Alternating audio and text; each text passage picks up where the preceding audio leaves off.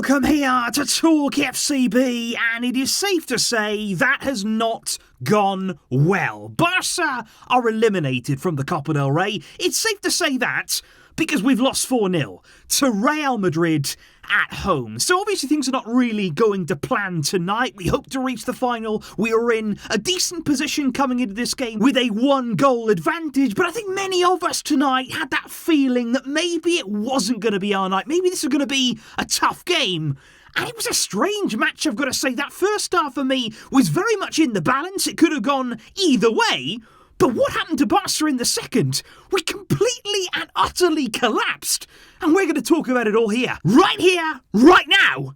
So let's do it. Because tonight's big match review is coming to you courtesy of the One Football app in El Clasico, who even when things haven't really gone right for Barca tonight, there should still be optimism looking at the summer. We still expect it to be a really exciting summer transfer window, which is where the One Football app comes into its own. This is the best football news app out there, in my opinion, because I love the way that you not only have your favourite teams on the app. Of course, we've got a favourite team, but you could also add your favourite players as well. And take a certain Lionel Messi, you tap in his name there, you head over to the Messi section, and you can even then turn on notifications so that every single new breaking news story that breaks, that's going to come up straight on your phone, minute by minute coverage, and you guys can download the app there using the link down below. And as One Football have been huge supporters of the channel over many years now, they've been a big help to me in the videos,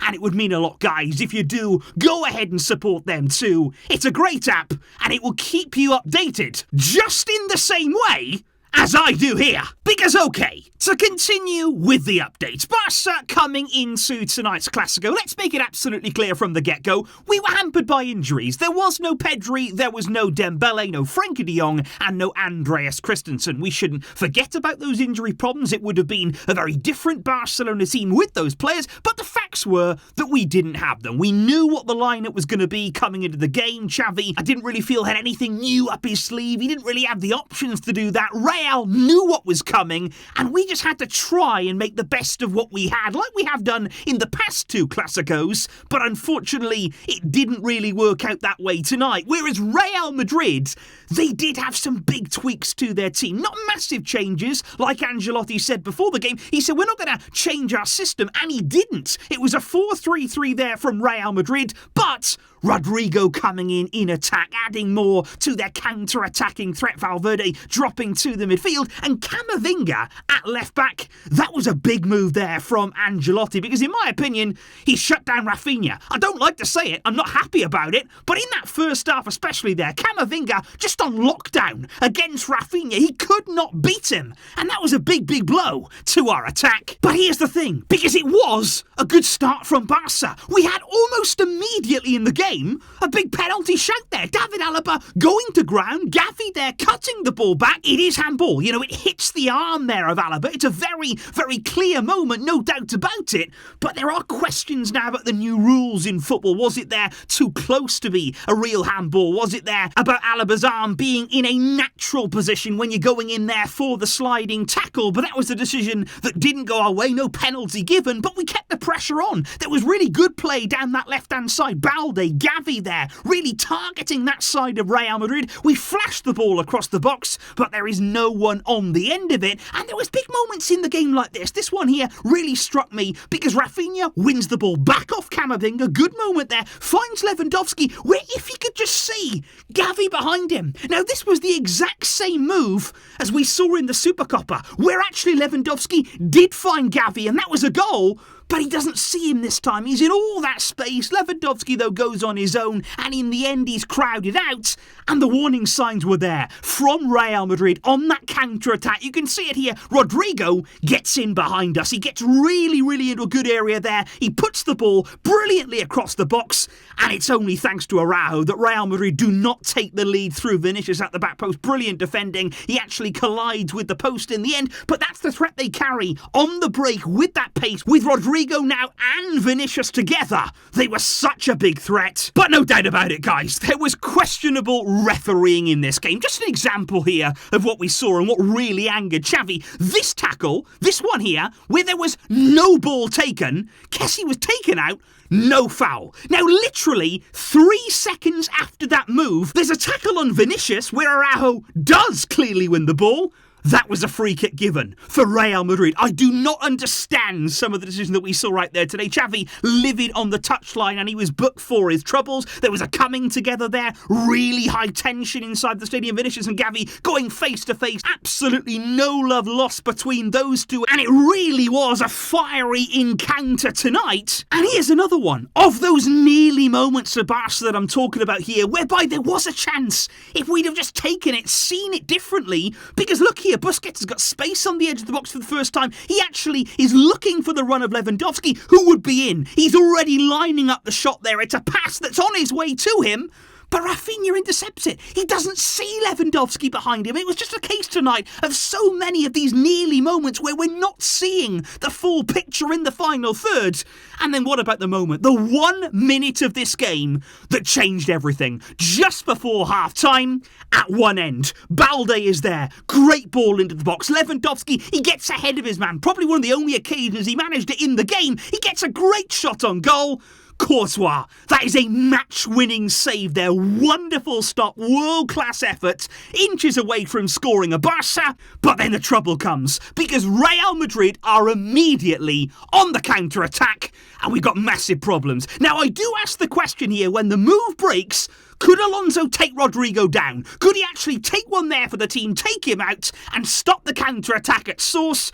But Real Madrid get through. They've got men over. They've got numbers in their advantage. They do work it well. Vinicius there out to Benzema, who doesn't actually shoot on goal. He cuts back in, plays it back to Vinicius. And of course, Koundé, he's so unlucky. He gets back in. He gets it off the line. But we cannot stop it from going in. So unlucky. Nearly scoring at one end to conceding at the other just before half-time. But there was still a part of me that was just hoping, really wanting, willing Barça to pick themselves up at half-time. Could we rescue this game? It was just 1 goal. At that point in the game, it was 1-1 on aggregate, everything to play for. We just had to pick ourselves up, get ourselves back in the game.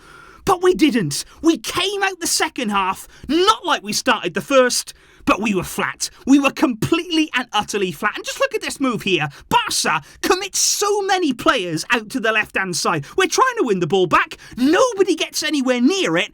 And Modric just slices through our entire team. We leave Benzema, of all people, Karim Benzema, free on the 18-yard box. I mean, what are you doing there? Koundé, I think he gets his feet all muddled up. He ends up falling over in the end. It's a wonderful finish, though, you've got to say, from Benzema. And Real Madrid have a 2-0 advantage. And then the floodgates opened. It was as simple as that. Barca's heads were down. And that was the biggest takeaway, I would say, from tonight's game, guys. It's not just about here that we've lost. We kind of threw the towel in, and that hurts against Real Madrid. Because we were still in the game. There were still chances that could have appeared if we kept on going.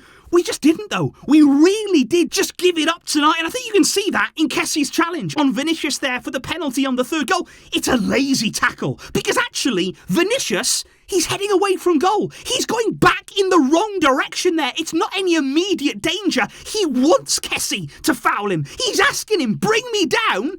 And we do it. We just go in, we lunge in there with a tackle, clear penalty, and Real Madrid make it 3-0 there. Benzema from the spot. Could have been 4-0 straight after. And this is what I mean. By this point in the game, guys, heads are gone. Marcos Alonso hands the ball to Benzema. Straight past there, have it. In my own box, have the ball, basically there. Benzema lays it off to Modric. He puts it across the box there. I think Rodrigo's going to tap it in, but Real Madrid don't make it 4-0 then. And the chances were just flowing then for Real Madrid. Look at this one here. Asensio in from the right-hand side, in swinging ball in. Koundé stuck underneath it. Again, it's like his feet are planted. It's like he's off balance again. Whether he had a problem tonight with his boots, I don't know, but whatever about it there, the movement was simply not there. Benzema has a free shot at goal that he puts wide, but 10 minutes from time, he did make it a hat-trick. Real Madrid did make it 4-0, and yes, it was absolutely 110% Very embarrassing. And I just think it's so hard right now, guys, to actually summarise the mood of sort of Barca fans, our season. I think to lose at home 4-0 against your biggest rivals,